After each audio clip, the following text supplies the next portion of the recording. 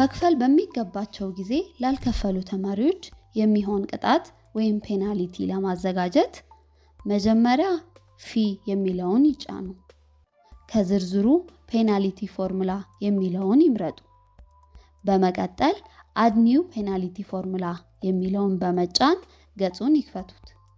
በመቀጠል ታይትል በሚለው ላይ ለቅጣቱን መስጠት የፈለጉትን ርዕስ ያስገቡ።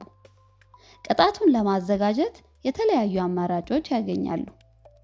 ታይፕ ከሚለው ውስጥ በየቀኑ የሚጨምር ቅጣት ከፈለጉ ዴይሊ የሚለውን ይምረጡ። በየሳምንቱ ከሆነ ዊክሊ፣ በየወሩ ከሆነ ማንዝሊ፣ የማይቀያየር ወይም ፊክስድ ከሆነ ደግሞ ኮንስታንት ይምረጡ። ከነዚህ ውጪ ሆኖ ፊክስድ በሆነ ቀን የሚቀያየር ከሆነ ደግሞ ኤቭሪ ኤን ዴይስ የሚለውን ይምረጡ። ከዚህ ሁሉ የተለየ ከሆነ ግን ካስተም የሚለውን ይምረጡ። ቀጥለው የሚጀምርበት የገንዘብ መጠን ካለ ኢኒሻል ቫልዩ የሚለው ውስጥ ያስገቡት። ለምሳሌ 50 ብር ጀምሮ በየቀኑ 10 ብር የሚጨምር ከሆነ ከታይፕ ውስጥ ዴይሊ በመምረጥ ኢኒሻል ቫልዩ ላይ 50 ብር ያስገቡ። ከዛ ቫልዩ በሚለው ላይ ደግሞ የቅጣቱ የብር መጠን ያስቀምጡ።